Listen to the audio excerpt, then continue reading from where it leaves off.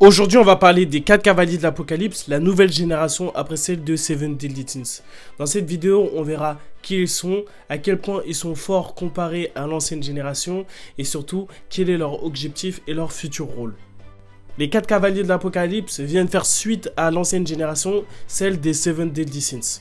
Tout d'abord, voyons ce que ça signifie être un cavalier de l'Apocalypse. Les cavaliers de l'Apocalypse sont des figures symboliques qui viennent annoncer la fin des temps. Chacun de ces 4 cavaliers représente un fléau. Tout d'abord, on a la conquête, ou encore appelée la fausse mort. Ensuite, on a la guerre. Après ceci, la famine. Et pour terminer, la mort. Ah oui, c'est vrai, j'ai oublié de vous donner leur nom. Pour la conquête et la fausse paix, on a Tristan. Pour la famine, on a Gawain. Pour la guerre, on a Lancelot. Et pour terminer la mort, on a Perceval, le protagoniste de cette histoire. Tout à l'heure, je te disais que ces 4 cavaliers annonçaient la fin du monde. Mais en réalité, ils annoncent plutôt la fin d'un monde et c'est celui de Camelot, le monde qui a été créé par Arthur Pendragon. Et oui les gars, Arthur est l'antagoniste de la suite de Seven Deadly Sins et il a pour objectif de fumer toutes les races, hormis celle des humains. Pour lui, c'est inacceptable que les humains se retrouvent toujours entre deux feux. À chaque fois qu'il y a une guerre entre différents clans, c'est les humains qui prennent le plus de dégâts. Ce qui fait la particularité de Camelot, c'est qu'elle répond totalement aux critères d'Arthur. Aucun non-humain ne peut rentrer dans ce royaume. C'est pour ça que les Seven Deadly Sins sont mis de côté. Ils peuvent rien faire, ils sont obligés de donner la suite à leurs enfants. Maintenant que tu sais qui sont les cavaliers de l'Apocalypse et quel est leur objectif et leur ennemi, maintenant on va parler de puissance parce que je pense que c'est ce qui vous intéresse. On va commencer par Tristan. Tristan est un Néphilim. Un Néphilim, en gros, c'est un mi-démon, mi-ange. Tristan est à la fois un démon et ça vient de Méliodas, mais en même temps un humain et un ange et ça vient de sa mère Elisabeth. Tristan préfère utiliser la magie de sa mère que la magie de son père car il ne contrôle pas encore sa magie démoniaque. Dans le classement des cavaliers de l'Apocalypse les plus boostés, Tristan est le dernier. Et ouais les gars, il est faible pour l'instant du moins, parce qu'on n'a pas vu encore son évolution après l'ellipse, des cavaliers de l'Apocalypse. Maintenant, on va parler de Perceval. Perceval, c'est le protagoniste, c'est son histoire, et lui, c'est un esprit de la vie. Donc, c'est très particulier, c'est pas un humain.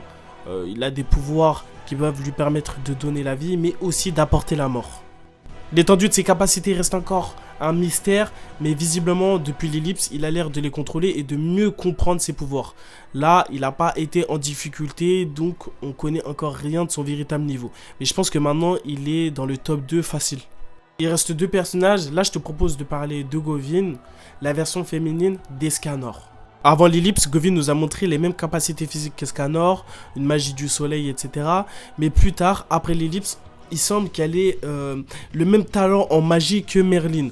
Donc franchement, pour l'instant je vais la classer 3ème, mais elle aussi, elle a l'air d'avoir un sacré niveau.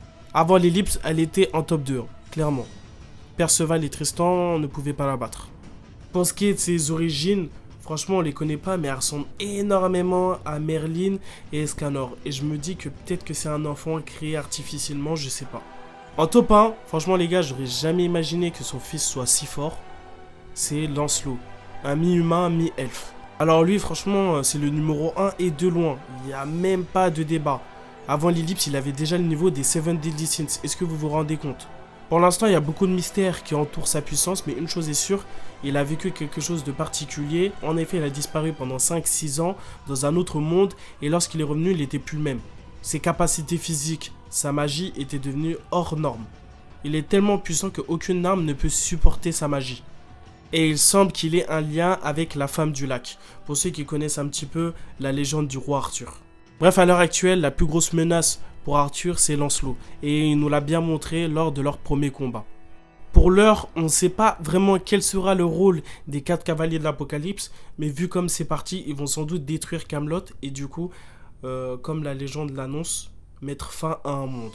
Après, est-ce que ça sera une bonne chose? Ça, c'est l'avenir qui nous le dira, mais ce que j'apprécie vraiment, c'est que ces 4 cavaliers, en fait, représentent le mal, même s'ils veulent faire le bien.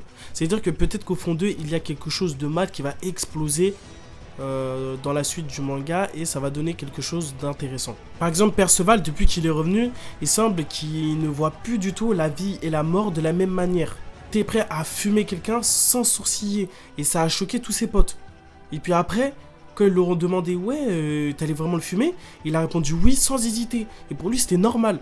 En tout cas les gars, je pense qu'il va y avoir un plot twist de fou furieux à un moment ou à un autre et j'ai vraiment hâte. Dites-moi ce que vous pensez de cette vidéo, si vous voulez plus de vidéos sur les 4 cavaliers de l'Apocalypse et on s'attrape très vite, c'était Maderne.